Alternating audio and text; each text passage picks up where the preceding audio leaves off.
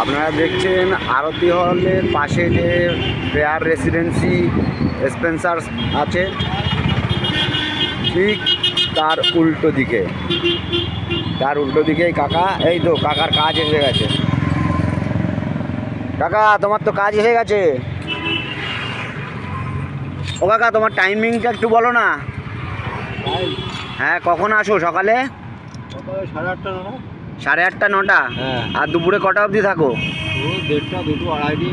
1:30 2টো, মানে 1:30 অবধি থাকোই, তাই তো? হ্যাঁ। আর বিকেলে বসো? আর হ্যাঁ, বিকেলে করি তো। বিকেলে রাত 9:30। আচ্ছা, ঠিক আছে। কেউ যদি আসতে চায়, যার জন্য টাইমিংটা আর অ্যাড্রেসটা একটু জানিয়ে দিলাম।